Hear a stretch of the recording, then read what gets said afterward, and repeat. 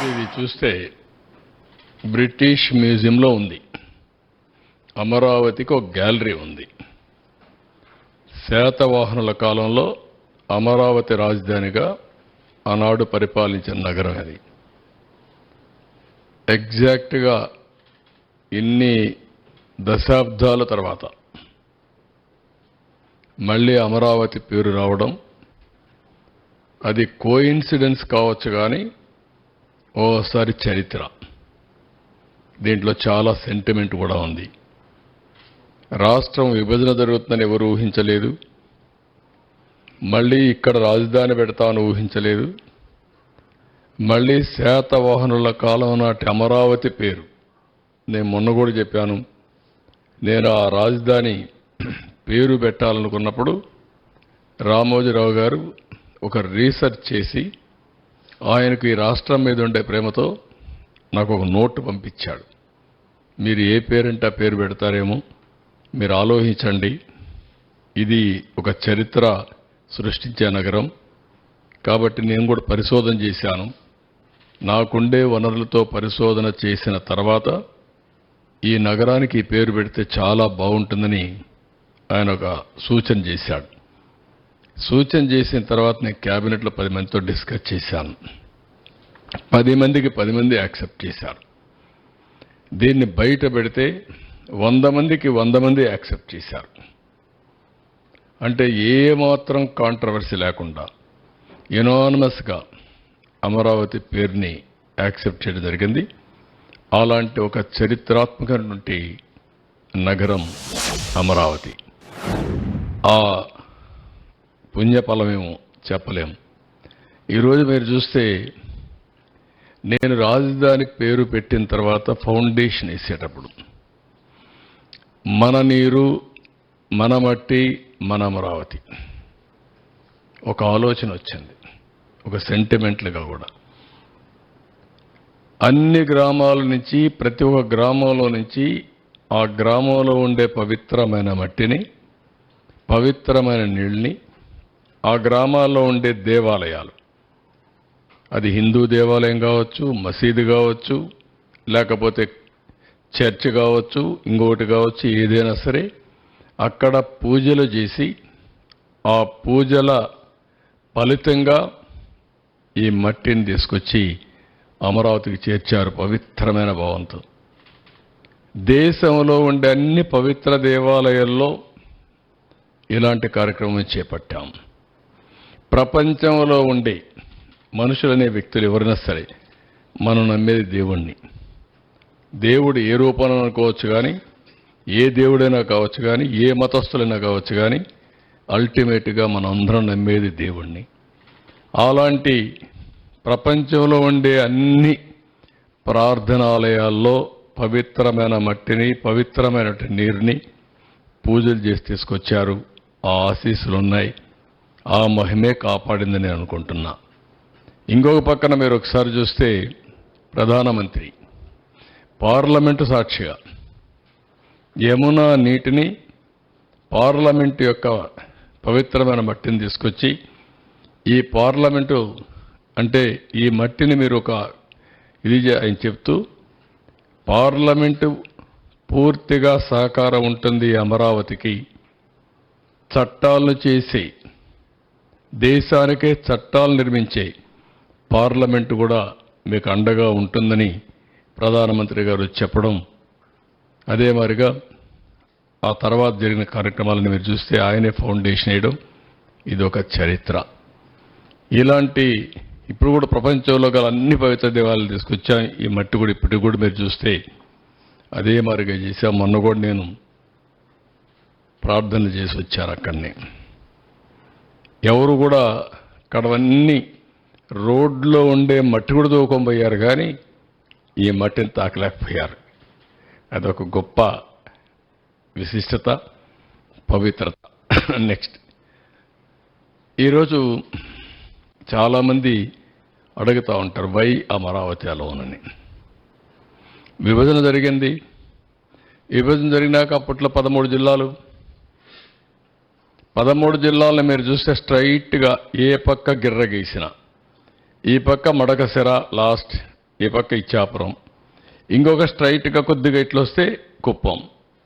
550, 590, ఇక్కడ 594 కిలోమీటర్లు. ఎటు చూసినా సమదూరం ఉండే ఏకైక ప్రాంతం అమరావతి. ఎవరు బుద్ధి జ్ఞానం ఉండే ఏ వ్యక్తి అయినా సరే దీన్ని ఏమాత్రం కూడా డిఫర్ కారు మనిషి అనేవాడు. అదే మరిగా ఆ పక్క 12 పార్లమెంట్లు, ఈ పక్క 12 పార్లమెంట్లు, 13వ పార్లమెంట్ ఇక్కడ వస్తుంది. దీనికంటే సైంటిఫిక్ బేసిస్ మీకు ఏం కావాలి అమరావతి నిర్ణయించడానికి? దీనికి కులాలు కావాలన్నా, మతాలు కావాలన్నా, ప్రాంతాలు కావాలన్నా, లేదంటే రెచ్చగొట్టాలన్నా? అంటే ఎవరైనా సరే రాష్ట్రం యొక్క భవిష్యత్తును ఆకాంక్షించే ఎలాంటి వ్యక్తి అయినా సరే, అతను కరుడుగట్టిన ఉగ్రవాది అయినా సరే దీనికి ఒప్పుకొని తీరాలి. ఈ నియమనాలతో నాకు అర్థం కావడం లేదు. ఆఫ్టర్ బైఫర్కేషన్ మనకు రాజధాని లేదు. రికమెండేషన్స్ ఇచ్చిన కేసీ శివరామకృష్ణ ఇచ్చిన రికమెండేషన్లు కూడా చూశాం. అటు విశాఖపట్నం మొదలుకొని కర్నూలు వరకు అధ్యయనం చేశాడు. అధ్యయనం చేసిన తర్వాత ఎక్కువ మంది ఎక్కడ రాజధాని ఉండాలి అంటే విజయవాడ, గుంటూరు మధ్యలో ఉండాలని అందరూ చెప్పే పరిస్థితికి వచ్చారు. ఇంకొక పక్కన ఆంధ్రప్రదేశ్ అసెంబ్లీ పాస్ చేసాం, రెజల్యూషన్ పాస్ చేసాం 3/9/2014లో.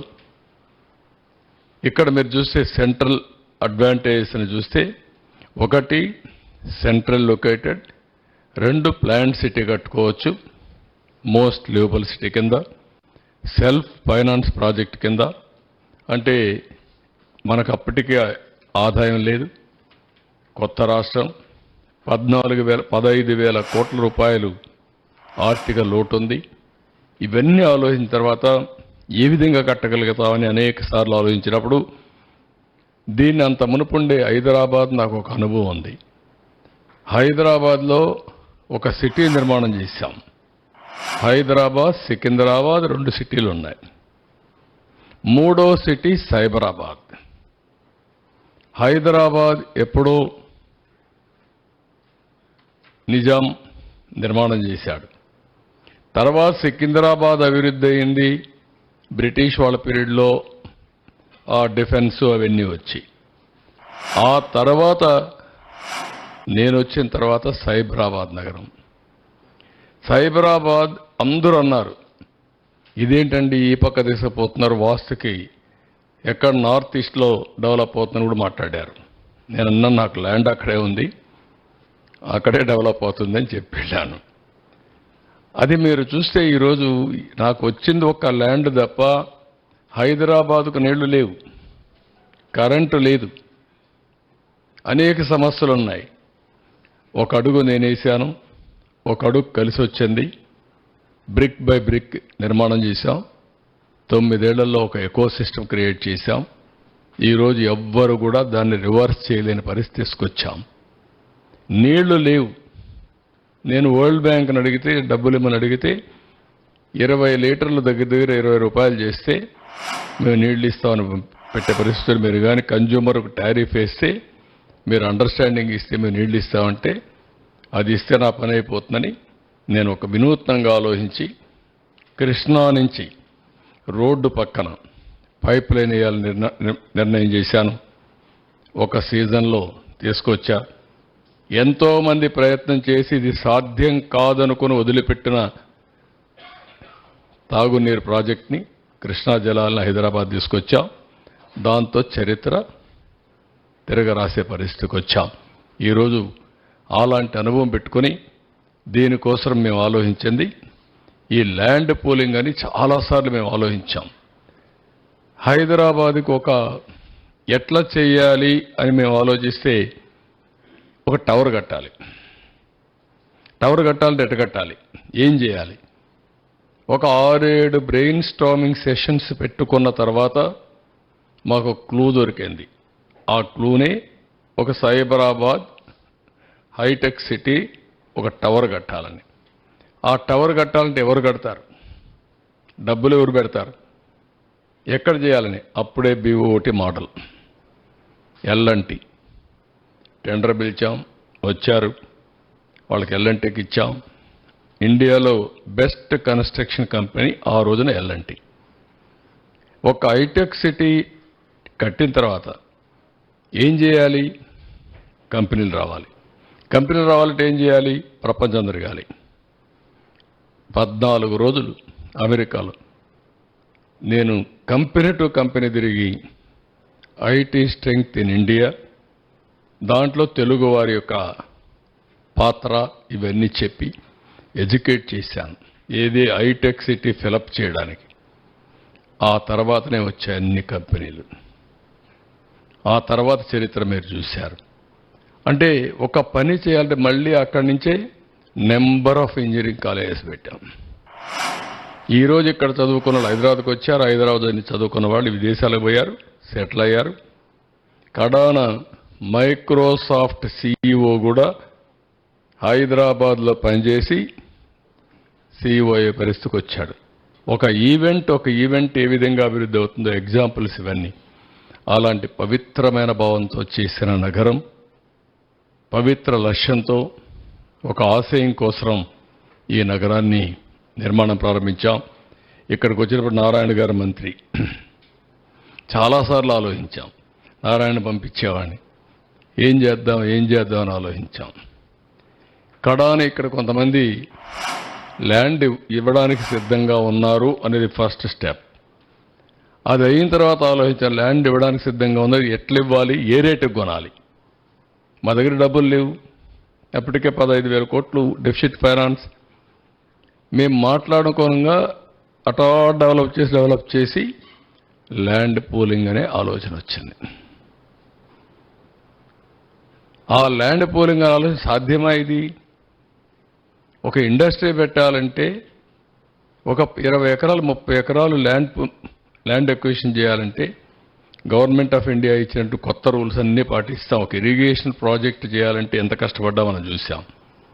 కానీ నాకు ఒక సంతోషం, నేను కట్టిన ఏ ప్రాజెక్ట్ అయినా మీరు తీసుకుంటే విన్ సిచ్యువేషన్లో ముందుకు పోయా.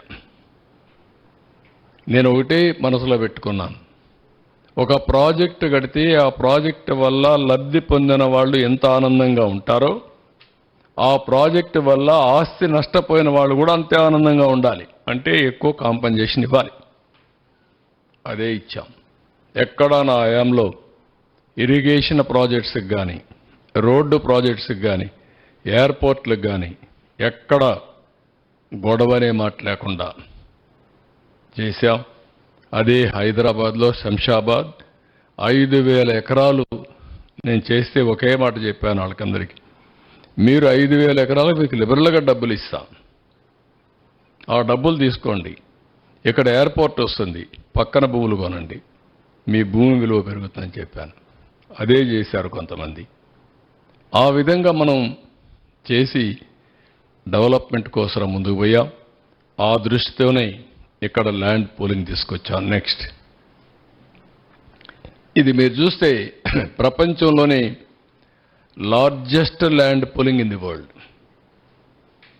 ఇలాంటి ఇంత పెద్ద ఎత్తున భూమి ఇచ్చినటువంటి ప్రాజెక్ట్ ఎక్కడా లేదు. వరల్డ్ బ్యాంక్ అయితే దీన్ని ఒక కేస్ స్టడీగా ప్రజెంట్ చేశారు.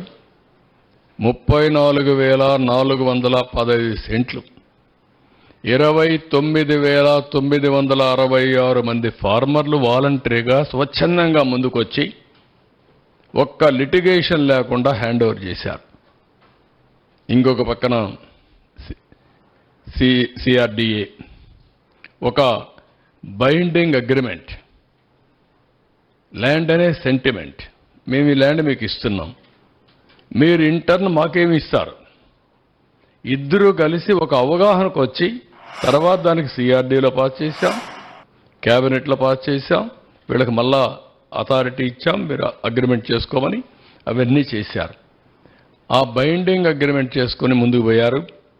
10 years ఇక్కడ మీరు చూస్తే 30,000 రూపాయలు డ్రై ల్యాండ్కి, 50,000 రూపాయలు వెట్ ల్యాండ్కి ఆ రోజు యాన్యుటీ ఇచ్చాం. సంవత్సరానికి డబ్బులు ఇస్తాం, 10 ఏళ్ళు ఇస్తాం. 10 ఏళ్ల తర్వాత ముందుగా ఉంటే మీరు అమ్ముకోండి, అప్పటి వరకు ఇచ్చి ఆ తర్వాత మీరు అమ్ముకోండి, అప్పుడు రేట్ వస్తుందని చెప్పి ఇవ్వడం జరిగింది. ఎవ్రీ ఇయర్ మళ్ళీ 3,000, 5,000 3,000 రూపాయలు వచ్చి వీళ్ళకి ఇచ్చాం, డ్రై ల్యాండ్కి ఇచ్చాం. 5,000 రూపాయలు ప్రతి సంవత్సరం వెట్ ల్యాండ్కి ఇచ్చాం. దీంట్లో మళ్ళీ ఫార్మర్కి 1 ఎకరా మాకు ఇస్తే అతనికి ఇచ్చింది 1000 స్క్వేర్ యార్డ్స్ రెసిడెన్షియల్ ఇంటికి, 250 స్క్వేర్ యార్డ్స్ కమర్షియల్ డ్రై ల్యాండ్కి. అదే వెట్ ల్యాండ్కి 1000 square yards residential, 450 square yards కమర్షియల్కి ఇచ్చాం. Other benefits like waiver, loan waiver చేశాం, స్కిల్ డెవలప్మెంట్ పెట్టాం, ఫ్రీ హెల్త్ అని, ఇంకో పక్క free education, Anna canteen, sanitation ఇవన్నీ పెట్టాం. పెన్షనర్స్కి 2,500 రూపాయలు ఇచ్చాం. అంటే ఇక్కడ ఒక రాజధాని కడతా ఉంటే వ్యవసాయం పనిజరక్కపోతే ఉపాధి కోల్పోతుందని, ఒక విధంగా ఉపాధి కూడా కోల్పోదు, ఇంకా ఎక్కువ ఉద్యోగాలు వస్తాయి. కానీ పేదవాళ్ళను కూడా ఆదుకోవాలనే ఉద్దేశంతో 2,500 రూపాయలు ఇచ్చాం. నిన్నైతే 5,000 రూపాయలు నేనే డిస్ట్రిబ్యూట్ చేశాను ఒక ఇంటికి వెళ్ళి. అంటే వాళ్ళకు కూడా ఎక్కడ ఎవ్వరికి అన్యాయం జరగకూడదు, ప్రతి ఒక్కరూ ఆనందంగా ఉండాలి. రాజధాని వస్తుందంటే స్వాగతం పలకాలి తప్ప బాధపడకూడదనే ఉద్దేశంతో ఇవన్నీ చేశాం. నెక్స్ట్, ఇక్కడ మొత్తం మీరు చూస్తే ఈ ల్యాండ్లో వెల్త్ క్రియేషన్ మోడల్లో land available trunk roads and other ఇన్ఫ్రాస్ట్రక్చర్కి 27,885, రిటర్నబుల్ ప్లాట్స్ మళ్ళా రైతులకు ఇచ్చేది 11,824, అదర్ పర్పస్కి ఉపయోగించేది 14,037, ల్యాండ్ అవైలబుల్ ఫర్ మానిటైజేషన్ 8,274. మొత్తం ఇక్కడ ల్యాండ్ వాళ్ళు ఇచ్చింది కాకుండా గవర్నమెంట్ ల్యాండ్ అవన్నీ కలుపుకుంటే 53,745 ఎకరాలు మొత్తం వచ్చే పరిస్థితికి వచ్చింది. ఇవన్నీ కూడా మేము ఆలోచించింది. ఈ ల్యాండ్ ఏదైతే ఉందో మానిటైజేషన్కి 8,274 ఎకరాలు గవర్నమెంట్ పెట్టుకుంటే అన్ని డెవలప్ చేస్తూ ఉంటే దీనికి విలువ పెరుగుతుంది, ట్యాక్సెస్ వస్తాయి, ట్యాక్సెస్ గవర్నమెంట్కి వస్తాయి. ఈ ల్యాండ్ అమ్మినా సరే రాజధాని కట్టచ్చనే ఉద్దేశంతో ముందుకు పోయాం. ఇదే మరి ఇంకొక పక్కన wealth generation due to economic activity, increase in tax collection due to construction service sector, ఇంకొక పక్క ట్యాక్స్ బేస్ విపరీతంగా పెరుగుతుంది, మల్టిప్లయర్ ఎఫెక్ట్లో ఎకానమీ అభివృద్ధి అవుతుంది, రిసోర్స్ జనరేషన్ అవుతాయి, వెల్త్ డిస్ట్రిబ్యూషన్ ఈ యొక్క వెల్త్ క్రియేట్ చేసి ఆదాయం పెంచితే సంక్షేమ కార్యక్రమాలకు కూడా ఈ డబ్బులు పనికొస్తాయని ముందుకు పోయాం. నెక్స్ట్, దీనిపైన మీరు ఒకసారి చూసినప్పుడు government of India capital gains exemption ఇచ్చారు రైతుల కోసం. ఇంకొక పక్కన 2,500 కోట్ల రూపాయల రాజధానికి ఇవ్వడానికి ముందుకు వచ్చారు, అప్రూవల్ ఇచ్చారు. 1,500 కోట్ల రూపాయలు డబ్బులు కూడా రిలీజ్ చేశారు. ప్రైమ్ మినిస్టర్ వచ్చి ఫౌండేషన్ వేశాడు. జగన్మోహన్ రెడ్డి రాజధాని నడిమధ్యనే ఉండాలి అని గట్టిగా చెప్పాడు. 30,000 ఎకరాలు ఉండాలని చెప్పాడు. అసెంబ్లీలో స్పీచ్ ఇచ్చాడు. ఆ రోజు నేను అన్నీ కూడా చెప్పాను ఏమేం చేస్తామని, అన్నిటికీ ఒప్పుకున్నాడు. ఇక్కడ ఇల్లు కట్టాడు. ఇల్లు కట్టినప్పుడు కూడా నాకు ఇల్లు లేదు ఆయనకి ఇల్లు ఉందని చెప్పి గొప్పలు చెప్పుకున్నాడు, ఓట్లు వేయించుకున్నాడు. తర్వాత ఏం చేశారో మీరే చూస్తారంటే ఇది క్లియర్గా ఇక్కడే ఉండాలి, రాష్ట్రం మధ్యలో ఉండాలి, ఎలాంటి విభేదాలు ఉండకూడదు, అందరం కలిసి చేయాలని చెప్పిన పెద్ద మనిషి ఏం చేశాడో మీరే చూశారు. ఇక్కడికి వచ్చినప్పుడు సింగపూర్ లాంటి గవర్నమెంట్స్ అన్నీ మనకు సపోర్ట్ చేశారు, ప్లానింగ్ ఇవన్నీ ఇవ్వడానికి కొత్త రాజధానికి. International funding agencies like World Bank, AIBP, JICA, కేఎఫ్డబ్ల్యూ వీళ్ళు కూడా ముందుకు వచ్చి ఆర్థిక సహాయానికి వచ్చారు. హడ్కో, పిఎస్సీలన్నీ కూడా ముందుకు వచ్చి పబ్లిక్ సెక్టర్ బ్యాంక్స్ ముందుకు వచ్చాయి. అందరూ కూడా విల్లింగ్నెస్ ఇచ్చి ఈ ప్రాజెక్ట్ని సపోర్ట్ చేసే పరిస్థితికి వచ్చారు. నెక్స్ట్, ఇక్కడ మీరు చూస్తే సింగపూర్తో ఒక ఎంఓయూ చేశాం. సింగపూర్ గవర్నమెంట్ ఎప్పుడు కూడా ప్రపంచంలో most respectable government, small state, most respectable, integrity కానీ, ఎఫిషియన్సీ కానీ, ఆనెస్టీలో కానీ నోబడి కెన్ క్వశ్చన్ సింగపూర్. అలాంటి కంట్రీ ముందుకొచ్చి ఫ్రీగా మనకు ఒక మాస్టర్ ప్లాన్ తయారు చేయించారు. First capital region concept master plan ఇచ్చారు. మొత్తం ఏరియా అంతా కూడా గుడివాడ లేకపోతే ఇక్కడ ఈ పక్క చిలకలూరుపేట ఇవన్నీ కలిపి ఒక క్యాపిటల్ రీజియన్కి ఇచ్చారు. ఆ తర్వాత క్యాపిటల్ సిటీ మాస్టర్ ప్లాన్ ఇచ్చారు. ఆ తర్వాత seed capital area detailed master plan కూడా డీటెయిల్స్ ఇచ్చారు. ఈ డీటెయిల్డ్ మాస్టర్ ప్లాన్లో 9 సిటీస్ వచ్చాయి. Sports city, medical city, government city, judicial city, అదే మరి ఫైనాన్షియల్ సిటీ, నాలెడ్జ్ సిటీ, ఇదే మరి ఇక్కడ ఎలక్ట్రానిక్ సిటీ, అదే మరిగా టూరిజం సిటీ, హెల్త్ సిటీ. ఈ విధంగా 9 సిటీస్ మనం దీంట్లో ఏర్పాటు చేసుకోవడం జరిగింది. నెక్స్ట్ ఇక్కడ మీరు చూస్తే future silent futures, smart city of India, new cities కావాలని అందరం మాట్లాడుతున్నాం. World class standards, economic powerhouse, high tech knowledge based industry jobs, globally competitive, reflect rich heritage possessed by the region, showcase unique identity, sustainability, efficient management of resources, recycling కానీ everything ఏ విధంగా చేయాలనో ఇవన్నీ ఆలోచించి అన్ని integrate చేశాం. ఈరోజు ప్రపంచంలో అన్ని సిటీల కంటే బెస్ట్ సిటీగా ఉండాలి, బెస్ట్ లివబుల్ సిటీగా ఉండాలి, నాలెడ్జ్ ఎకానమీకి చిరునామాగా ఉండాలి అనే ఉద్దేశంతో ఇవన్నీ చేశాం. నెక్స్ట్ ఇక్కడ మీరు చూస్తే ఇది అసెంబ్లీ, అన్నది బెస్ట్ అసెంబ్లీ ఇండియాలో ఉండాలని చెప్పి ప్లాన్ చేశాం. ఇది హైకోర్ట్, పక్కన కట్టింది డిస్ట్రిక్ట్ కోర్ట్. అది ఇమ్మీడియట్గా రావాలని డిస్ట్రిక్ట్ కోర్టు కట్టాం. హైకోర్టు ఇది. ఇక్కడ వచ్చే కొందికి 5 టవర్స్, అడ్మినిస్ట్రేటివ్ బ్లాక్స్, మొత్తం హెడ్ ఆఫ్ ది డిపార్ట్మెంట్స్ అన్నీ కూడా ఒక చోట ఉండాలని, ఎఫిషియన్సీ పెరగాలని ఒక న్యూ కాన్సెప్ట్ తీసుకొచ్చాం. ఈరోజు ఢిల్లీలో ఏదైతే అన్ని డిపార్ట్మెంట్స్ సెంట్రల్ విస్తాకు తీసుకొచ్చారో ఆ కాన్సెప్ట్లు తీసుకొచ్చి ఇవన్నీ కూడా ఇక్కడే పెడదాం అని చెప్పి తీసుకొచ్చాం. ఇది కానీ వచ్చుంటే దానికి Norman and Foster consortium UK based master ఆర్కిటెక్ట్గా పెట్టి మొత్తం తయారు చేశాం. గ్రీనరీకి ఎక్కువ ప్రాధాన్యత ఇచ్చాం, వాటర్ ఫ్రంట్కి ఎక్కువ ప్రాధాన్యత ఇచ్చాం. అది అన్ని రోడ్లలో కూడా మీరు ఒకసారి చూస్తే ఒక్కొక్క రోడ్డుకు ఒక్కొక్క కలర్ ఫ్లవర్స్ పెట్టాం. అంటే ఇవన్నీ ఫ్లైఓవర్స్ మీకు డిఫరెంట్ ఫ్లైఓవర్స్, మామూలు ఫ్లైఓవర్స్ కాకుండా దేశంలో ఏ రాష్ట్రంలో ఏ సిటీకి లేకుండా ఫ్లైఓవర్స్ మనకు కృష్ణా నది మనకు ఒక్కరికే అడ్వాంటేజ్. ఏ సిటీ కూడా ఇన్ని కిలోమీటర్లు రివర్ ఫ్రంట్ ఎక్కడా లేదు. ఫ్రెష్ వాటర్, ఒక పక్క గోదావరి వాటర్ నిన్నే పట్టిసీమ ఆపరేట్ చేశాం, ఈరోజు ఆపరేట్ చేశాం, అది ఎప్పుడూ వస్తూ ఉంటుంది.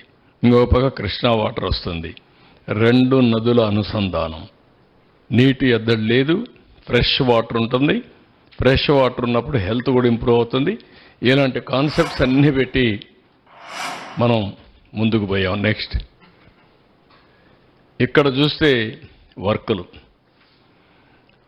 Tyre 1 infrastructure consisting of city level roads, utilities, village infrastructure, EHP rerouting అన్నిటి కలిపి 19,769 కోట్లు. Tier 2 infrastructure, last mile connectivity, LPS layouts, వాళ్ళకి ఇచ్చిన ఇండ్లకు కూడా రోడ్లు, వాటర్, ఆల్ అమ్యూనిటీస్ మోడర్న్గా తయారు చేయాలి కదా, దానికి 17,910 కోట్లు.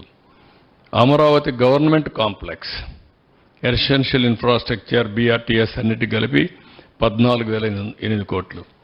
టోటల్ ప్రాజెక్ట్ కాస్ట్ 51,687 కోట్లు. దీంట్లో టెండర్లు పిలిచే 41,170 కోట్లు. ఇందులో డబ్బులు పే చేసింది 4,319 కోట్లు దగ్గర. ఇంకా 1,225 కోట్లు ఇంకా పే చేయాలి. అక్కడ ఆపేశాడు. అక్కడి నుంచి విధ్వంసం ప్రారంభమైంది. నెక్స్ట్ ఇది మీరు చూస్తే 19 పవర్కి వచ్చాడు. First act was destruction of Prajavedika. No return orders, no accountability, జవాబుదారీతనం లేదు. ఒక చిన్న ప్రాపర్టీ కొట్టాలన్నా నిర్ణయం చేసేటప్పుడు ప్రాపర్ ప్రొసీజర్ ఫాలో కావాలి. ఎలాంటి ప్రొసీజర్ ఫాలో కాకుండా ఇది చేయడం, అక్కడి నుంచి 3 రాజధానులు అనౌన్స్ చేయడం, ఆ నుంచి బీసీజీ రిపోర్ట్ ఒకటి తేవడం, జిఎన్ రావు కమిటీ వేయడం, క్యాబినెట్ సబ్ కమిటీలు వేయడం, ఎన్ని విన్యాసాలు చేయాలనో అన్ని విన్యాసాలు చేసి విధ్వంసానికి ఏం చేయాలో అన్ని చేసే పరిస్థితి. ఈ విధంగా ఉన్నటువంటి ప్రజావేదిక ఈ విధంగా తయారు చేశారు. అది అట్లనే ఉంది ఇప్పటికి కూడా. దాన్ని కూడా మిమ్మల్ని కూడా అడిగాం. చాలామంది అంటున్నారు శాశ్వతంగా అట్నే ఉండాలి, అక్కడి నుంచే స్ఫూర్తి రావాలి, ప్రజల్లో కూడా కసి పెరగాలి. అది చూసినప్పుడంతా కసి పెరిగి మేమందరం కలిసి రాష్ట్రాన్ని అభివృద్ధి చేయాలనే కక్షతో పనిచేసే పరిస్థితి రావాలని చెప్పి కోరుతున్నారు. అది కూడా ఒకసారి ఆలోచించి సబబుగా అనిపిస్తుంది. మనం దాన్ని అట్లే పెట్టాల్సిన అవసరం ఉంది. హైదరాబాద్లో నేను ఒక రాక్స్ అన్ని ఒక రాక్ గార్డెన్ పెట్టా. భవిష్యత్తు తరాలు చూడాలంటే ఈ ప్రాంతం ఏ విధంగా ఉందో ఆ రాక్ గార్డెన్కి పోతే ఈ విధంగా రాళ్ళు ఉండేటివి, ఇక్కడి నుంచి ఈ మహానగరం వచ్చిందని చూడడానికి ఆ రోజు పెట్టాం. నెక్స్ట్ ఇక్కడికి వచ్చినప్పుడు 1631 రోజులు. ప్రపంచంలో ఎక్కడా ఇంత ప్రొటెస్ట్ ఉండదు. ఎన్ని అవమానాలు పొందాలో అన్ని అవమానాలు పొందారు. రాష్ట్ర భవిష్యత్తుకు ముందుకొచ్చారు. సెంటిమెంట్ వదులుకొని రాష్ట్రం బాగుంటే మేం బాగుంటాం ఉదారంగా ఆ రోజు భూమి ఇచ్చారు. భూమి ఇచ్చిన వాళ్ళు రోడ్డు మీద పడ్డారు. ఎన్ని అవస్థలంటే ఇలాంటి అమ్మాయిలందరినీ, మహిళల్ని ఎంత అవమానం చేయాలో అంత అవమానం చేశారు. తిరుపతి యాత్రకు వెళితే ఎంత రోడ్డు మీద మట్టిలో గులకరాళ్ళలో కూర్చొని భోంచేసే పరిస్థితికి వచ్చారు. పక్కన హాల్స్ కూడా ఇవ్వనీయకుండా చేశారు. ఒక రాజకీయం కాదు, ఊర్లోకి పోతే ఇది చేశారు. కడాన శ్రీకాకుళం వరకు పోవాలని యాత్రకు పోతే మధ్యలోనే దాడులు చేస్తే అక్కడిని వదులుకొని వచ్చే పరిస్థితికి వచ్చారు. ఎక్కడ చూసినా రాళ్లతో వీళ్ళ ఇష్ట ప్రకారం చేశారు. ఇవాళ త్యాగం ఊరికే పోదు. అదే నేను చెప్పిన చరిత్ర అన్నాను. ఆ చరిత్ర తిరగరాయడానికే ప్రతి ఒక్కరూ త్యాగాలు చేశారు. ఆ త్యాగాలు చరిత్ర ఎప్పుడూ గుర్తుపెట్టుకుంటుంది. నెక్స్ట్ ఇక్కడ డిస్ట్రక్షన్లో మీరు చూస్తే అన్ని వర్క్లు నిలిపేశారు. ల్యాండ్ అక్విజిషన్ నోటిఫికేషన్ 1197 ఎకరాలకు ఇచ్చింది విత్డ్రా చేశారు. యాన్బెట్టి 2903 మందికి నిలిపేశారు. పెన్షన్లు 4422 మంది ఫ్యామిలీలకు నిలిపేశారు. 485 కోట్ల రూపాయల బడ్జెట్లో ఇచ్చింది సిఆర్డీఏ ల్యాబ్స్ చేయించారు. Master architect of Amaravati government complex Norman faster cancel చేశారు. కోర్టు పోయాడు. తర్వాత కోర్టు ద్వారా సెటిల్మెంట్ అయ్యే పరిస్థితికి వచ్చింది. ఇంకొక పక్కన 3000 కోట్ల రూపాయలు, దగ్గర 35,583 కోట్లు ఇది ఉంటే దాంట్లో సివిల్ వర్క్స్ 3000 కోట్లు కుదించాడు. ఇంకొక పక్క minister MAUD complaint world bank complaint చేశారు. $300 మిలియన్ ఇవ్వడానికి ముందుకు వస్తే అది నిలిపేశారు. ఇంకొక పక్క గవర్నమెంట్ ఆఫ్ ఇండియా కంప్లైంట్ చేసి 2500 కోట్లు 500 ఇచ్చారు. ఇంకొక 1000 కోట్లు ఇచ్చేవాళ్ళు అది కూడా నిలిపేశారు. 122 మంది అవుట్ ఆఫ్ 130 ల్యాండ్ అలాటీస్ వాళ్ళకి నమ్మకాలు పోయి వర్కే స్టార్ట్ చేయలేదు. Singapore consortium one of the best consortium వాళ్ళ మీద ఆరోపణలు పెట్టి వాళ్ళది క్యాన్సిల్ చేసే పరిస్థితికి వచ్చాడు. ఈ విధంగా ఎన్నైతే ఉన్నాయో అన్ని విధాల విధ్వంసం చేసే పరిస్థితికి వచ్చారు. నెక్స్ట్ ఇది రాసిన లెటర్. ఇక్కడ మీకు క్లియర్గా గవర్నమెంట్ ఆఫ్ ఇండియా కంప్లైంట్ చేశారు కాబట్టి మేము 1500 కోట్లు ఇచ్చాం, నిలిపేస్తున్నాం, మళ్ళీ ఆ ఎన్నికలు సెట్ అయ్యేటప్పుడు ఇస్తామని లెటర్ రాసే పరిస్థితికి వచ్చారు finance minister government of India. Next ఇక్కడ చూస్తే ఒక ఎగ్జాంపుల్ హ్యాపీ నెస్ట్ 14 ఎకరాలు 12 టవర్లు 12,000 1200 ఫ్లాట్లు, 1187 ఫ్లాట్స్ ఇన్స్టెంట్గా బుక్ అయిపోయినాయి. మొత్తం మీరు చూస్తే 720 కోట్ల రూపాయల ప్రాజెక్ట్ ఇది. ఇది పూర్తయితే గవర్నమెంట్కి, అమరావతి డెవలప్మెంట్ కార్పొరేషన్కి 57 కోట్లు లాభం వస్తుంది, ల్యాండ్ కాస్ట్ కాకుండా.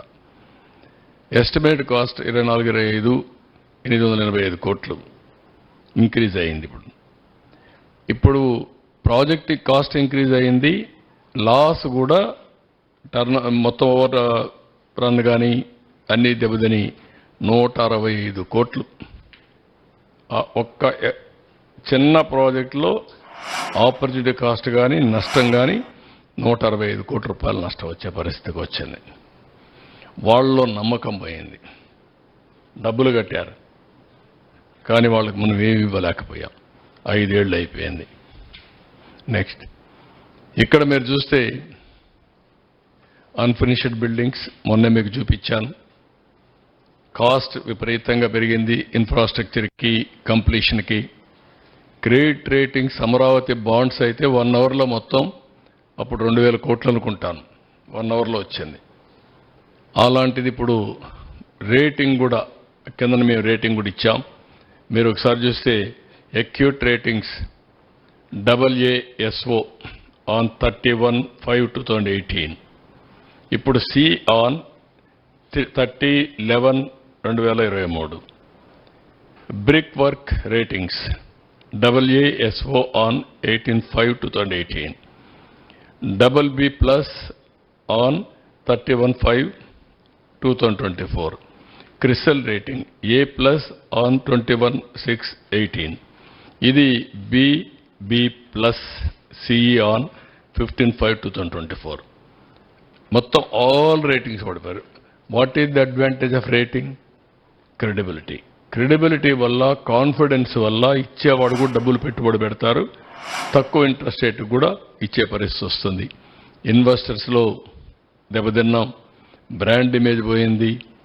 రాజధాని లేకుండా 3 రాజధానులు ఆడుతూ 10 ఏళ్లుగా రాజధాని లేకుండా పోయే పరిస్థితి వచ్చింది.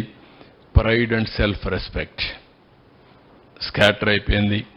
ఇంకొక షార్ప్ డిప్రిసియేషన్, ప్రాపర్టీ ప్రైసెస్ బాగా పడిపోయినాయి. వెల్త్ జనరేషన్ జరగలేదు. పీపుల్ ఇక్కడి నుంచి పాచి పనులకు కూడా హైదరాబాద్ పోయే పరిస్థితికి వచ్చారు, వేరే రాష్ట్రాలకు వెళ్ళిపోయారు. యువత మైగ్రేషన్ పెద్ద ఎత్తున ఉద్యోగాల కోసం పోయే పరిస్థితి వచ్చింది. ఉద్యోగాలు లేవు. బిజినెస్ కూడా ఇక్కడి నుంచి ఎక్కడికక్కడికి వెళ్ళిపోయే పరిస్థితికి వచ్చారు. అన్ని రంగాలు స్టాండ్ స్టిల్ అయినాయి, రివర్స్ అయ్యే పరిస్థితికి వచ్చింది. దీనివల్ల ఇంకా కూడా మనం చూస్తే కాస్ట్ ఎక్స్లవేషన్, స్ట్రక్చర్స్ డ్యామేజ్ అయినాయి, డీమొబిలైజేషన్ ఆఫ్ మెన్ మెషినరీ అయిపోయింది, లాస్ ఆఫ్ జాబ్స్ మొత్తం పోయినాయి, funds locked up in complete works వాటిలో పోయే పరిస్థితి వచ్చింది, loss of revenue, GST, income tax మొత్తం తగ్గిపోయే పరిస్థితి వచ్చింది, కడాన రోడ్లు కూడా తవ్వుకునే పరిస్థితికి వచ్చారు. ఇలాంటివన్నీ స్ట్రక్చర్స్ కూడా స్టెబిలిటీ దెబ్బతినే పరిస్థితి వస్తూ ఉంది వీళ్ళు చేసిన అరాచక పనుల వల్ల. ఇది మీరు ఒకసారి చూస్తే world class capital for the state would be in place. అలాంటిది ఈరోజు ఆ రోజుటికే 50,000 నుంచి 1,00,000 మంది ఇక్కడ ఉండేవాళ్ళు. ఏ సిటీ అయినా, హైదరాబాద్ కూడా మీరు ఒకసారి చూస్తే దగ్గర నాలెడ్జ్ ఎకానమీలోనే ఉద్యోగాలు 7 నుంచి 10 లక్షల ఉద్యోగాలు వచ్చాయి. ఎప్పుడు కూడా 1:4 or 5 అఫ్లియేట్ వస్తాయి. ఒక IT ఉద్యోగం వస్తే షాపింగ్ కానీ, రెస్టారెంట్స్ కానీ, హాస్పిటల్స్ కానీ, ట్రాన్స్పోర్ట్ కానీ, ఇంకా సర్వీసింగ్ కానీ, ఆల్ సెక్టర్స్లో మల్టిప్లైర్ ఎఫెక్ట్లో వస్తాయి. అలాంటిది ఇక్కడ మొత్తం ఆగిపోయింది. GSDP హైదరాబాద్లో ఇప్పుడు చూస్తే ఒక్క IT GSDP 1,70,000 కోట్లు 2 లక్షలకు వచ్చారు. ఇంకా పెరిగిందనుకుంటాను, లేటెస్ట్ ఫిగర్ నా దగ్గర లేదు. 2 లక్షల పైన పెరిగిపోయే పరిస్థితి వచ్చింది. ఇన్కమ్ మొత్తం ఎవ్రీ ఇయర్ మల్టిప్లైర్ ఎఫెక్ట్లో పెరుగుతుంది. ఆవరేజ్ GST మీరు చూస్తే 15% average.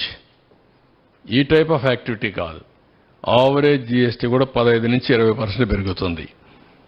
Increase in property taxes, property prices, that is the wealth creation. ఎకరా మొన్నటి వరకు ఎట్లుంది, ఈరోజు ఎట్లుందో మీరు చూశారు. ఇది మల్టిప్లైర్ ఎఫెక్ట్. 1,00,000 రూపాయలుండే ఎకరా 94, 95లో 100 కోట్లు అయింది. అంటే 10,000 రెట్లు పెరిగింది. దానివల్ల లాభం ఏంటి? 1 ఎకరా ఉండేవాడు కొంత అమ్ముకుంటే బెటర్ లివింగ్ స్టాండర్డ్సే కాకుండా ఇన్వెస్ట్మెంట్ ఆపర్చునిటీస్ వస్తాయి. బెటర్గా ఎక్స్పెండిచర్ చదువుకు కానీ ఆరోగ్యానికి కానీ ఖర్చు పెట్టుకునే పరిస్థితి వస్తుంది. That is how wealth creation happen అయ్యేది. Wealth generation across the state కూడా ఆగిపోయే పరిస్థితికి వచ్చింది. బాగా పర్ క్యాపిటల్ ఇన్కమ్ తగ్గింది. వెల్త్ కూడా క్రియేషన్ తగ్గిపోయే పరిస్థితికి వచ్చింది. ఇప్పుడు మీరు చూస్తే ఈ బిల్డింగ్స్ అనే 17 మొత్తం కలిసి ఇక్కడ ఎస్టిమేటెడ్ అమౌంట్ 9,617 కోట్లు, 1,958 కోట్లు వర్క్ డన్ కూడా చేశారు. ఇప్పుడు ఒక్కసారి ఆ బిల్డింగ్స్ చూస్తే మీకు ఒక ఐడియా వస్తుంది. నెక్స్ట్, ఈరోజు చరిత్ర తలుచుకుంటే బాధ, చేసిన కష్టం టోటల్గా వృధా అయ్యే పరిస్థితి వచ్చింది. అది చూసినప్పుడు అట్లనే మనసు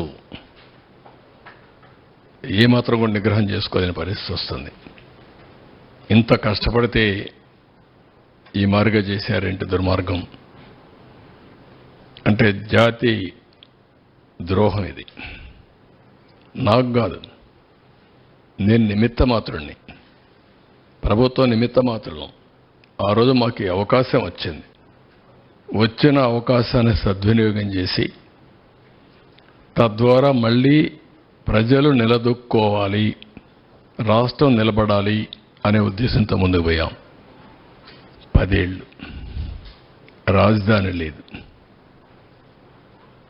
బైఫర్కేషన్ యాక్ట్ కూడా 10 ఇయర్స్ టైం ఇచ్చి కామన్ క్యాపిటల్ హైదరాబాద్ ఉంటుందని చెప్పి ఈరోజు హైదరాబాద్ కూడా క్యాపిటల్ అయిపోయింది.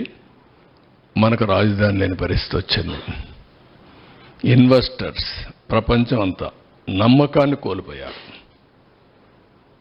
మేము కష్టపడచ్చు, కానీ పెట్టుబడి పెట్టడానికి సహకరించడానికి వచ్చే వ్యక్తులు రారు. ఇప్పుడు సింగపూర్ గవర్నమెంట్ వాళ్ళతో మాట్లాడాలి, వస్తారా రారా? అంత ఈజీగా రారు. వాళ్ళ అనుభవం వాళ్ళకు ఉంది. మన కోసం వాళ్ళు డబ్బులు పోగొట్టాల్సిన పని లేదు. ఇలాంటి రాష్ట్రాలు, ఇలాంటి దేశాలు కొన్ని వందలు ఉన్నాయి వాళ్ళకు.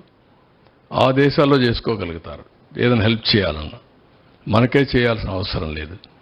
రెండోది, పెట్టుబడులు పెట్టే వాళ్ళందరికీ ఈరోజు బాగానే ఉంది, మళ్ళా ఈ భూతం ఇక్కడ ఉంటుంది కదా, ఈ దుర్మార్గుడు ఉంటాడు కదా, ఉన్నప్పుడు రేపు కథ ఏంటి, మేము ఎందుకు రిస్క్ చేయాలి మీ రాష్ట్రానికి అనే ఆలోచన ఉంటుంది. ఒక బ్రాండ్ ఇమేజ్ మొత్తం సఫర్ అయిపోయింది. ఎవరిని అడిగినా ఇంకా కూడా ఆలోచిస్తాం, చేస్తాం, అన్ని బాగానే ఉన్నాయి, మీ ట్రాక్ రికార్డు బాగుంది, మీ రాష్ట్రంలో మళ్ళా నమ్మకం ఏంటి మాకు, మీరు ఎట్లా అష్యూరెన్స్ ఇవ్వగలుగుతారు అని అడిగే పరిస్థితి వచ్చింది. This is the case study. ఒక వ్యక్తి అధికారాన్ని తీసుకుని భావితరాల భవిష్యత్తు నాశనం చేశాడు. ఒక శాపంగా మారాడు. ఏ పాపం చేశారండి ఈ రాష్ట్రంలో ఉండే ప్రజలు? రాజధాని లేదు అని చెప్పుకొని పాపం ఏం చేశారు వీళ్ళు? ఇక్కడుండే వాళ్ళు ఒకే అవకాశాల కోసం బయట పోతే పర్లేదు, కానీ ఇక్కడ అవకాశాలు లేక బయట పోవాల్సిన కర్మ ఏం పట్టింది? తెలివితేటలు లేవా? ఇక్కడ వనరులు లేవా? ఇక్కడ అవకాశాలు లేవా? ప్రపంచంలో ఉండే ప్రతి ఒక్క వ్యక్తి ఇక్కడికి వచ్చే అవకాశం ఉంది. గోదావరి, కృష్ణ, పుణ్య నదులు ఉన్నాయి, బంగారు పండించే భూములు ఉన్నాయి, రైతాంగం ఉన్నారు. Andhra Pradesh rice bowl of India, దేశానికి అన్నం పెట్టిన రాష్ట్రం ఇది. తీర ప్రాంతం భారతదేశంలో నెంబర్ 1 ఇది. 1000 కిలోమీటర్లు ఈస్ట్ కోస్ట్లో సన్ రైజ్ స్టేట్ ఇది. ఎన్నో పోర్ట్లు. మళ్ళీ ఈరోజు ప్రపంచం అంతా పోయి రాణించే యువత ఈ రాష్ట్రంలో ఎలాంటి అవకాశాలు లేకుండా అయింది. ఇది చాలా బాధ. ఇంట్రాస్పెక్ట్ చేసుకోవాలి. ఇలాంటి వ్యక్తులు ఇలాంటి ప్లేస్ని రాజకీయాల్లో ఉండడానికి అర్హత ఉందా అనేది ప్రజలు ఆలోచించాలి. ఈ ఆవేశంగా నేను మాట్లాడడం కాదు, ఏదో మమ్మల్ని ఇబ్బంది పెట్టారని నేను ఆలోచించడం కాదు. కానీ 5 కోట్ల ప్రజల భవిష్యత్తు కోసం పదే పదే చెప్తున్నా, మీరు మరిచిపోకుండా ఆలోచించుకోవాల్సిన అవసరం ఉంది. ఇలాంటి వ్యక్తి ఇలాంటి పోస్టుకు అర్హుడా, రాజకీయాలకు అర్హుడా అని కూడా ప్రజలు ఆలోచించుకోవాల్సిన అవసరం ఉంది. మళ్ళీ ఎన్ని జరిగాయి పీడకలం. Now rebuild. ఎట్లా రీస్టార్ట్ చేయాలి, ఎట్లా రెస్టోర్ చేయాలి ఇన్వెస్టర్స్ కాన్ఫిడెన్స్, బ్రాండ్ ఇమేజ్ మళ్ళా అంచెలంచెలుగా నమ్మకాన్ని కల్పించాలి. Vision to create a world class capital which Boost the image of the state and improves the confidence of the people. మళ్ళా ప్రజలకు నమ్మకం రావాలి, మళ్ళీ రాష్ట్రం నిలబడాలి. ఇది ఒక ఎగ్జాంపుల్గా ఇక్కడి నుంచే, ఎక్కడైతే బూడిద చేసిన ఈ ప్రాంతం నుంచే మళ్ళా బంగారు భవిష్యత్తుకి నాందు పలకాలి. అది డెఫినెట్గా జరగాల్సిన అవసరం ఉంది. నెక్స్ట్, అందుకే ప్రజా రాజధాని అమరావతి ఏ ఒక్కరి రాజధాని కాదు, ఏ ఒక్కరి కోసరం కాదు. అందుకే డే 1 ప్రజా రాజధానిని పేరు పెట్టాం. ఉపాధి కల్పన, సంపద సృష్టి, పేదరిక నిర్మూలన, 26 జిల్లాల అభివృద్ధికి ఆదాయ వనరు మన అమరావతిగా ఉండాలి. 175 నియోజకవర్గాల యువతకు ఉద్యోగాలు కల్పించే కల్పవల్లి అమరావతిగా ఉండాలి. ప్రతి పంచాయతీ సంక్షేమానికి నిక్షేపం మన ప్రజా రాజధాని. ప్రతి తెలుగు బిడ్డ ప్రపంచంలో ఎక్కడున్నా గర్వపడే విధంగా ఉండాలి. నాది అమరావతిని చెప్పుకునే పరిస్థితి రావాలి. అందుకే డెవలప్ అమరావతి, గ్రో ఏపీ, దానికోసమే ఇప్పుడు ప్రణాళికలు తయారు చేసుకుంటున్నాం. కొత్తగా తయారు చేసేది ఏమీ లేదు. పాతగా తయారు చేసినటువంటి ఏవైతే విజన్ డాక్యుమెంట్ ఉందో, మాస్టర్ ప్లాన్ ఉందో, దాన్ని చేస్తూనే ఇంకా ఏదైనా ఇంప్రూవ్డ్ వర్షన్స్ వస్తాయో కూడా తీసుకొని ముందుకు పోతాం. That is our commitment.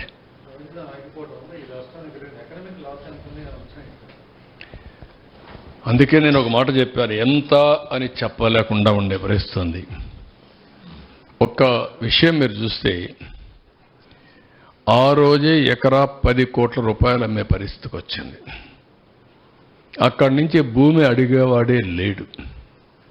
ఒక ఎకరా 10 కోట్ల రూపాయలంటే చుట్టుపక్కల అన్ని భూములు మీరు లెక్కేస్తే ఈ 5 ఏళ్లలో అమరావతి ఇదే మాదిరిగా పనులు జరుగుంటే, ఇక్కడ భూములు అమ్మిన వాళ్ళు బయట భూములు కొనడం మొదలు పెడితే ఇది ఒక సైకిల్. మొత్తం హైదరాబాద్లో డబ్బులు సంపాదించి ఆదిలాబాద్లో భూములు కొంటున్నారు. మారుమూల ప్రాంతంలో భూమి వాల్యూ పెరిగింది.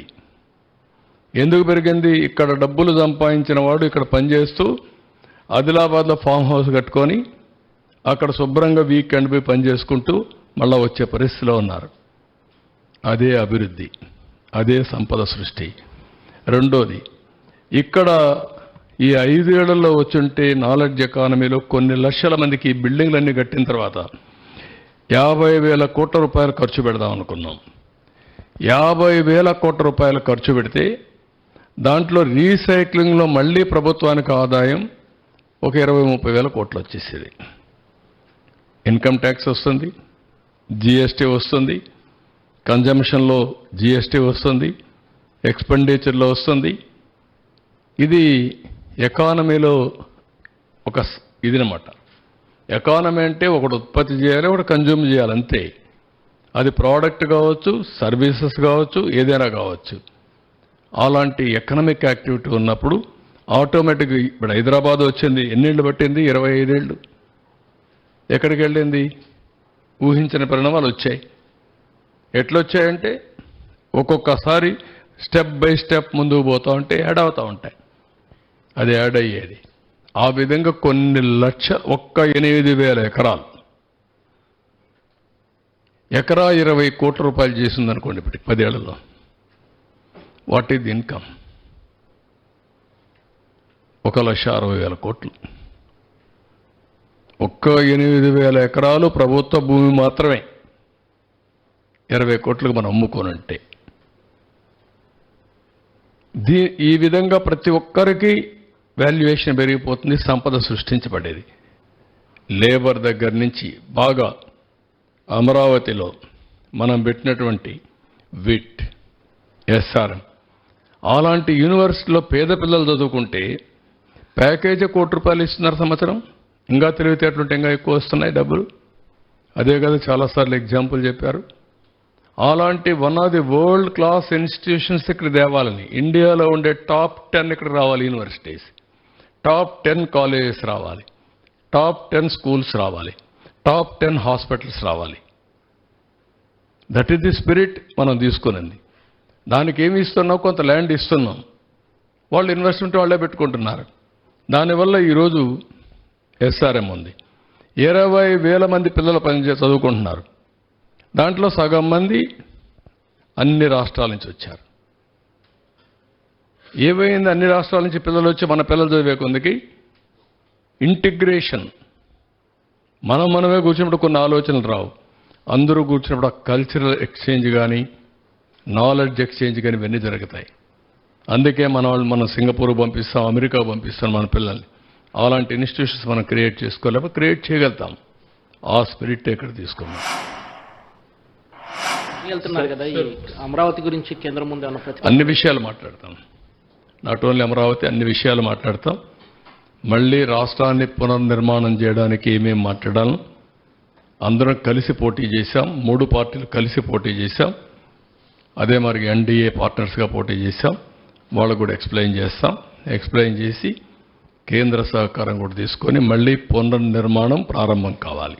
ఎప్పటి నుంచి ప్రారంభమవుతుంది? వన్ బై వన్ ఎప్పటి నుంచి మళ్ళీ వర్కులు స్టార్ట్ అవుతాయి సార్? రీబిల్డ్ చేయడానికి ఎంత టైం పడుతుంది? ఒక అంచనా ఏమైనా వచ్చిందా సార్? ఇప్పుడున్న పరిస్థితులు మనం చూసాం ఓవరాల్గా. అంటే మీకు నేను మొత్తం ఎక్స్ప్లెయిన్ చేశాను. రియల్గా నాకంటే బాధపడేవాడు ఉండడు రాష్ట్రంలో. ఇప్పటికి కూడా నా జ్ఞాపకం, హెలికాప్టర్ తెప్పించి ప్రధానమంత్రి రాకమునుపు 2 days నేను తిరిగి ఇంచ్ బై ఇంచ్ ఈ పవిత్రమైన మట్టిని నీళ్లతో కలిపింది డ్రాప్ చేస్తూ వచ్చాను. Hours together. అంటే ఒక యజ్ఞం. ఆ యజ్ఞం ఎందుకు చేశాను నేను? ఈ ప్రాంతం మొత్తం పవిత్రంగా తయారు కావాలి, ఎలాంటి శక్తులు అడ్డుపడకూడదు, దుష్ట శక్తులు కడాన వీళ్ళు దుష్ట శక్తులు కొన్ని ఈవేళ ఎక్కడ దిష్టి తగులుతుందేమో, అది కూడా తగలకూడదు అనుకున్నాం. కానీ మనం ఎన్ని చేసినా ఆ దుష్ట శక్తుల నుంచి అమరావతి కాపాడుకోలేకపోయాం. దట్ ఈస్ ది ఫియర్, బాధ, ఆవేదన. But God is great. సరే, రైతులకు సంబంధించి 10 సంవత్సరాలు యాన్యుటీ పీరియడ్ అయిపోయింది కదా, మళ్ళీ దాన్ని ఎక్స్టెన్షన్ చేసే అవకాశం ఏమన్నా? అన్నీ ఆలోచిస్తామండి. ఆలోచించి అందరితో మాట్లాడాక అందరి అభిప్రాయాలు తీసుకొని ఏం చేయాలో వాళ్ళకి న్యాయం చేస్తాం. ఈ పునరుద్ధరణ పనులు ఎప్పటి నుంచి స్టార్ట్ అవుతాయి సార్? నిన్నటి నుంచే స్టార్ట్ కావాలి. ఎప్పటి నుంచి స్టార్ట్ అయ్యేది లేదు, స్టార్ట్ చేయాలి. నేను అధికార యంత్రాంగానికి చెప్పాం, నారాయణ గారు ఇక్కడ ఉన్నారు, they will start. Sir investor confidence restore చేయడానికి ఏం చేయాలి? One minute please.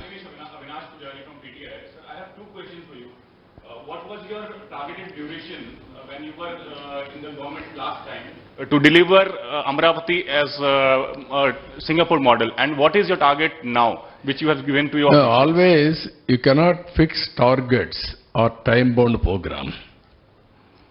In a fast way, quickest way, what all you can do it, you have to execute it. Hyderabad, Cyberabad city, first high-tech city I constructed, then I moved forward. Then I marketed all over the world about IT. Some companies have come. Then ISB has come. Then we started national games. Gachibowli we started. Then I considered outer ring road. Then airport. Then Vanpik city. Always one by one, it all depends upon at that time, what is the investment it will come, how to promote, that is important for a city building. Creative way you have to move forward, not in a static way, or you can fix a building to construct, but not a city.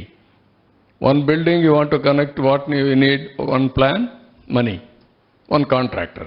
You can build 1 year, 2 years. It is not a building. It is a city promoted by various people as to build this city, not one person or one agency or one company. Financial crisis కూడా చాలా Second పెద్ద question to ఎత్తున you ఉంది. is, the farmer has given quite land to you, so they agitated for the development of Amravati, and many cases were booked on them. So will there be a call for it also? No, what I'm saying, all cases unnecessarily harassment has been done towards them. We will review everything. We will do justice for them. And also 5 years they are on the roads to protect Amravati.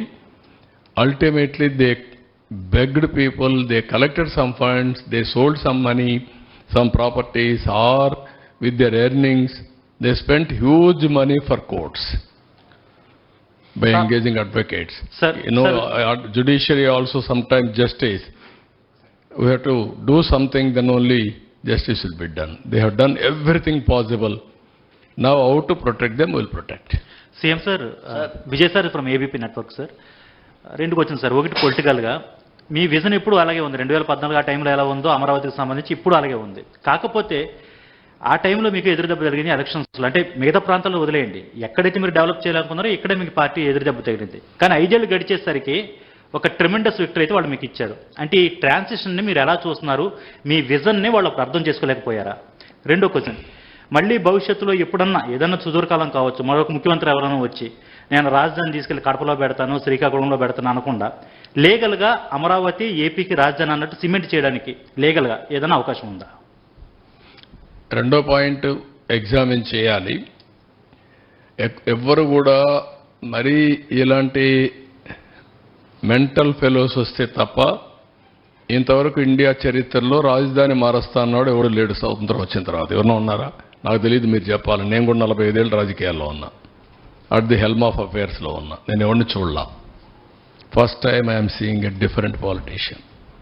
మీరందరూ అర్థం చేసుకోవాలి, ఎవడు రాలా. అలాంటి తిక్క వాళ్ళ దగ్గర, పిచ్చోళ్ళ దగ్గర కూడా రాష్ట్రాన్ని కాపాడడానికి ఏం చేయాలో ఆలోచించాలి ఇప్పుడు. Not only for Andhra Pradesh, it is a case study for the country. దేశానికి కూడా ఒక కేస్ స్టడీ ఇది ఇప్పుడు. రెండోది, ఓసారి బాధేస్తుంది. నా ఇంటెన్షన్స్ ఆర్ గుడ్. ఓసారి నా ఇంటెన్షన్స్ ప్రజలు అర్థం చేసుకునేట్టుగా నేను చెప్పలేకపోవడం కూడా నా తప్పు కావచ్చు. లేకపోతే వాళ్ళు కూడా ఓసారి ఎమోషనల్గా డిస్టర్బ్ కావచ్చు. అల్టిమేట్గా రిజల్ట్ ఈజ్ సేమ్. నేను సఫర్ అయ్యా, రాష్ట్రం సఫర్ అయింది, అందరం సఫర్ అయ్యాం. హైదరాబాద్ కూడా మీరు ఒకసారి చూస్తే, నేను ఆ రోజు 2004లో కానీ హైదరాబాద్లో కానీ కంటిన్యూ అయింటే ఇంకొక లెవెల్కి వెళ్ళిపోయింది. అది మళ్ళా 10 ఏళ్ళు పట్టింది. ఈ రాష్ట్రం కూడా 5 ఏళ్ళు కానీ కంటిన్యూ అయింటే కంటిన్యూటీ ఆల్వేస్ క్విక్ రిటర్న్స్ వస్తాయి, ఫాస్ట్ గ్రోత్ వస్తుంది, బెటర్ ఎకానమీ ఎస్టాబ్లిష్ అవుతుంది. అక్కడ గ్యాప్ అనేది కొంత నష్టం జరిగింది, కానీ నేను రిపెంట్ కావడం లేదు. నేను ఎప్పుడు కూడా పాజిటివ్గా ఆలోచిస్తా. ఏది జరిగినా మళ్ళీ దాన్ని అక్కడి నుంచి స్టార్ట్ చేసి ముందు తీసుకుపోవడం తప్ప ఎనిక్కిపోయే సమస్య ఉండదు. అది నా డిటర్మినేషన్.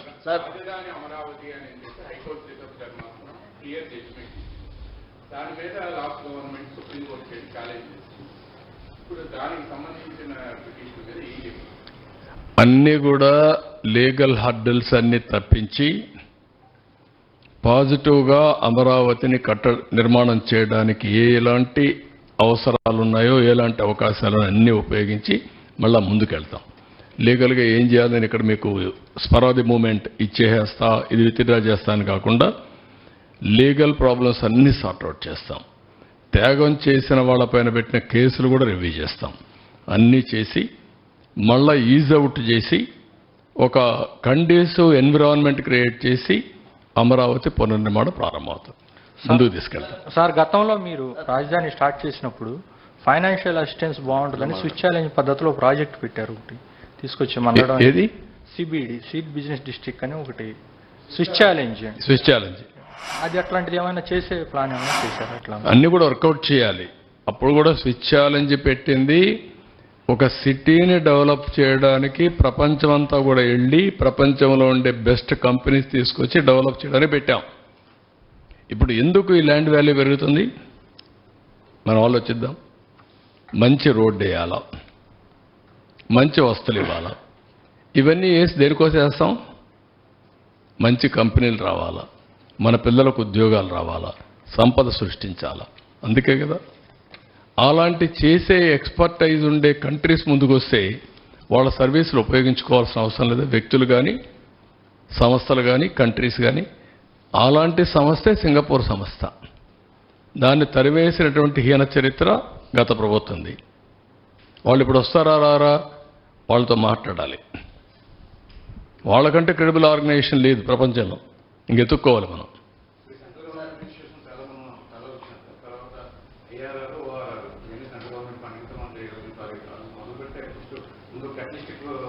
Already started. ఆ అటెంప్ట్ అప్పుడే స్టార్ట్ చేశారు. 132 ఆర్గనైజేషన్లకు గాను 122 మంది రాలేదు. మొన్నే మీరు చూశారు, all India institute of medical science. నేను ల్యాండ్ ఇచ్చాను, అన్నీ ఇచ్చాను. నీళ్లు ఇవ్వకుండా 300 బెడ్స్తో ఆపరేట్ చేసే పరిస్థితికి వచ్చారు. 950 బెడ్లు ఆపరేట్ చేయాలి అంటే మీరు ఊహిస్తారు దీన్ని? ఓపీ కూడా తగ్గించారు. నీళ్ళు లేవు. ఎవ్రీడే 50 ట్యాంకర్లు 60 ట్యాంకర్లు తీసుకురావాలి. మొత్తం హాస్పిటల్లో పేషెంట్ల వెహికల్స్ కాదు, అక్కడ మొత్తం వాటర్ తీసుకొచ్చే ట్యాంకులు ఉన్నాయి. ఆ పరిస్థితికి వచ్చారు. ఆ నీళ్లు కూడా ఎలాంటి నీళ్లు వస్తాయో తెలియదు. Sir, Amaravati is one by one, fast, only 1 or 2. Sir, if you think a bit and if you have realized or not, Amaravati is a greenfield city. At the same time, another city is also being built in Saudi Arabia called Neom by Mohammed bin Salman. So, would you collaborate with them? Because they have gone ahead, I think. So, We'll work it out. Best cities, top 6 cities they have mentioned at one stage. World best or upcoming cities globally. One among them is this I had to go through. And if necessary, best cities, upcoming cities, we'll have a tie-up. I think these are 2 cities which are being built from the scratch actually right now in the world. Yeah, I will go through that. Sir, ఇప్పుడు CRDA చట్టానికి విరుద్ధంగా R5 zone అనేది ఒకటి పెట్టి మొత్తం విజయవాడ, గుంటూరులో ఉన్నటువంటి వాళ్ళందరూ కూడా ఇక్కడ స్థలాలు కేటాయించారండి. ప్రస్తుతం సుప్రీంకోర్టులో స్టేట్ గవర్నమెంట్ పిటిషన్ వేయడం జరిగింది. సో ఇప్పుడు గవర్నమెంట్ దాని పిటిషన్ విత్డ్రా చేసుకుని అదే వాళ్ళ ఊర్లో వాళ్ళకి భూమి కావాలి కానీ ఇంటి జాగా కావాలి కానీ ఇక్కడ కావాలని వాళ్ళు కోరుకోలేదు. అవును సార్, అది గవర్నమెంట్ అలా చేసింది సార్. ఇప్పుడు దాన్ని ఏమన్నా రివ్యూ చేసి పిటిషన్ విత్డ్రా చేస్తారు? అది అవన్నీ కూడా వర్కౌట్ చేస్తాం లీగల్గా. వాళ్ళకు కూడా ఇంటి జాగా లేకపోతే వాళ్ళకి ఇంటి జాగా ఇచ్చి వాళ్ళకి ఇళ్ళు కట్టించి ఏం చేయాలని అవన్నీ వర్కౌట్ చేస్తాం. నేను ఎప్పుడు కూడా పాజిటివ్గా ఆలోచిస్తాను, నాట్ నెగిటివ్. నేను ఎప్పుడు కన్స్ట్రక్టివ్గా ఆలోచిస్తాను, నాట్ డెస్ట్రక్టివ్. వాళ్ళు కూడా ఇక్కడికి ఇచ్చిన వాళ్ళు కూడా నష్టం ఉంటే వాళ్ళకి ఇచ్చిన వాళ్ళు జనైన్ అయితే అక్కడనే ఇంటి జాగా ఇచ్చి ఇల్లు కట్టించి వాళ్ళు సెటిల్ చేస్తాం. సార్, ప్రస్తుతం ఆర్థిక పరిస్థితుల్లో ఇప్పుడు మళ్ళీ రీబిల్డ్ చేయడానికి కావచ్చు, నిజంగా మనం వర్కౌట్ చేసుకునే పరిస్థితిలో ఉన్నామా? ఈ 5 సంవత్సరాల కాలంలో వదిలిపెట్టలేం కదా ఏది కానీ. లేకుంటే నాకెందుకు ఓట్లు వేశారు? ఎందుకు వాళ్ళకి 11 వేసి నాకు 164 సీట్లు మాకెందుకు వేశారు? మా కూటమికి నమ్మకమే కదా. నమ్మకాన్ని నిలబెట్టుకోవాలి కదా. కష్టాలున్నాయి, నష్టాలున్నాయి, ఇబ్బందులున్నాయి. But I have to fight. నేను ఈ కష్టాలు నష్టాలు మీ ద్వారా ప్రజలకు కూడా ఎప్పటికప్పుడు తెలియజేయాలి. నేను ఇప్పుడు that is my duty. Sir, to regain confidence of investors మనకి ఏదైనా ఒక స్ట్రక్చర్ అయినా కంప్లీట్ చేయడానికి is there any possibility to make it a role model? No, it is a continuous process. ఈ రోజే కూర్చొని ఇన్వెస్టర్స్ అందరినీ మీరందరూ వచ్చేయంటే వారు ఒక మాట చెప్పారు. 130 మంది యాక్సెప్ట్ చేశారు ఆ రోజు. గవర్నమెంట్ ఆఫ్ ఇండియా ఆర్గనైజేషన్స్ కానీ ప్రైవేట్ కానీ. అందులో ఒక 4-5 వచ్చాయి. ఇంకా కొన్ని రాలేదు. మిగిలినటి వాళ్ళందరినీ సౌండ్ చేస్తాం. ఎవరితో రాకపోతే కన్విన్స్ చేస్తాం. ఆ రోజు కూడా పాలసీ మీరు పెట్టుకుని చూస్తే top 10 universities in the country I want invite. Top 10 ఎట్లా ర్యాంకింగ్ నువ్వు నేను డిసైడ్ చేసేది కాదు. దేశంలో first top 10 ranking various organisations ranking చేస్తాయి. వాళ్ళలో ఒక 10. Top 10 international schools, top 10 hospitals, schools, ఇట్లా బెస్ట్ పీపుల్ అందరినీ తీసుకురావాలనుకున్నాం. ఇప్పుడు వాళ్ళందరినీ మళ్ళా అప్రోచ్ అవుతాం. టాప్ 10 రాకపోతే టాప్ 15కి వెళ్తాం. కానీ 1 by 1 how to build will bring. Sir ఏవైతే నిర్మాణ సంస్థలు మధ్యలో వదిలిపెట్టారో సార్ వాళ్ళకి బకాయిలు ఉన్నాయా? ఆ బకాయి ఉన్నాయి. చెల్లిస్తే వాళ్ళు విల్లింగ్ ఉన్నారా రావటానికి మరలా, లేకపోతే మార్చాలి? రెండు ఉన్నాయి, ప్రాబ్లమ్స్ ఉన్నాయి. వాళ్ళకి బకాయిలు ఉన్నాయి, వాళ్ళకి బకాయిలు చెల్లించాలి. ఖజానా ఖాళీగా ఉంది, ఇక్కడ సమస్యలు ఉన్నాయి. దాన్ని బ్యాలెన్స్ చేయాలి. అదే మాదిరిగా ఈరోజు ఎంత భయంకరం అంటే ఈ రూమ్లో కూర్చొని రివ్యూలు చేస్తున్నా. కొన్ని డిపార్ట్మెంట్ మాత్రం అత్యవసరంగా చేశాను. నెక్స్ట్ వీక్ నుంచి ఫుల్ ప్లెడ్జ్లో తీసుకుంటున్నా. నేను 4వ ముఖ్యమంత్రి. నెవర్ ఐ హ్యావ్ ఈ టైప్ ఆఫ్ లెగసీ నేను ఎప్పుడు చూడలా. అంటే ఫస్ట్ టైం వచ్చినప్పుడు ఆఫీసులు రివ్యూ చేశాను, ఫుల్ కాన్ఫిడెన్స్, జోష్, ముందుకు తీసుకుపోయా. అప్పుడు ఇబ్బందులు ఉన్నాయి. రెండోసారి వచ్చాను, ఈ పరిస్థితి నాకు లేదు, నేనే ఉన్నాను. మూడోసారి వచ్చాను, అప్పుడు కొన్ని ప్రాబ్లమ్స్ ఉన్నా, కొత్త రాష్ట్రం, సవాళ్ళ ఛాలెంజెస్, పరిగెత్తమంటే పరిగెత్తే యంత్రాంగం. ఇప్పుడు వచ్చిన తర్వాత యంత్రాంగం డల్ అయిపోయారు, అలవాట్లు మారిపోయినాయి, వ్యవస్థ మొత్తం డిస్ట్రాయ్ అయిపోయింది, సిస్టమ్స్ అన్ని కొలాప్స్ అయిపోయినాయి. మేము వదిలిపెట్టిపోయింది. ఇప్పుడు ఉదాహరణకు ఈరోజు మేము చూస్తే మొత్తం రాష్ట్రంలో మున్సిపాలిటీలో మస్కిటోస్ ఉండే స్పాట్స్ ఎన్ని ఉంటాయి అని మేము రీసెర్చ్ చేసి ఐడెంటిఫై చేసి బ్లాక్ స్పాట్స్ ఆ రోజు 20,000 ఉన్నాయని ఐడెంటిఫై చేశాం. ఆ 20,000 ఎవ్రీ ఇయర్ 3 నెలలకు ఒకసారి 15, 10, 5, 4 అట్లా అయ్యి 0కి రావాలని అప్పట్లోనే డ్రోన్స్ పెట్టి మస్కిటో ఎక్కడుందో ఐడెంటిఫై చేసి అవన్నీ ఇంకొక డ్రోన్ పంపించి అక్కడే స్ప్రే చేయాలని పెట్టాం. ఇప్పుడు ఏమీ లేవు. చెత్త తీసేవాళ్ళు లేరు, చెత్త వేసేవాళ్ళు ఉన్నారు. సార్ రాజధాని అభివృద్ధికి వాలంటీర్గా సపోర్ట్ చేయడానికి వచ్చే వాళ్ళు ఉన్నారు. అట్లాంటి వాళ్ళని అందరినీ తీసుకుంటాం. ఇప్పుడు కొంతమంది నిన్న కూడా వచ్చారు, 1 లక్ష రూపాయలు ఇస్తున్నారు, కొంతమంది 10 లక్షలు ఇస్తున్నారు. ఆ స్ఫూర్తి ఉంది. కానీ వాళ్ళు పూర్తిగా వాళ్ళ సహకారం తీసుకుంటూనే మనం అంచెలంచెలుగా ముందుకు పోవాలి. Will move forward. దానికి ఏమైనా స్పెషల్ లైన్ తీసుకుంటారు అంటే ఏదన్నా లైన్ ఏమి లేదు, ఆకాశమే హద్దు. నువ్వు ఒక ఆలోచన ఇస్తే దాన్ని కూడా అమలు చేస్తా, ఒక ఆయన ఆలోచిస్తే అది కూడా అమలు చేస్తా. నా మనస్తత్వం అదే. ఒక్క విషయం మీరందరూ ఒకటి గుర్తుపెట్టుకోవాలి, నాకు ఫిక్స్డ్ ఐడియాలజీ కానీ రిజర్వేషన్స్ ఉండవు. నా ఆలోచన ఒకటే, నేను చేసే ప్రతి ఒక్క పని నా ప్రజలకు లాభం జరగాలి. అది ఏ పనినా కావచ్చు. రోజు రోజుకు వాళ్ళ జీవన ప్రమాణాలు పెరగాలి. పేదవాడికి అండగా ఉండాలంటే సంపద సృష్టించాలి. మళ్ళీ వాళ్ళు ఏ విధంగా చేయాలనో మీరు చూశారు. కష్టాలున్నాయి. 4,408 కోట్ల రూపాయలు పెన్షన్స్ ఇచ్చాం. ఇవ్వడం కాదు, రాగద్వేష కొంతమంది అన్నారు, ఇందులో వైఎస్ఆర్ కాంగ్రెస్ పార్టీ కావాలని ఇచ్చుకున్నారన్నారు. కాదు, ఫస్ట్ అందరికి ఇవ్వండి, అనర్హులు ఉంటే తర్వాత చూసుకుంటాం, కానీ కక్ష విధానం ఎక్కడా ఉండడానికి వీల్లేదన్నాం, ఇచ్చాం. ఆ విధంగా ఏది చేసినా కూడా ప్రజాహితం కోసమే పనిచేస్తాం తప్ప ఇంకోటి కాదు. In course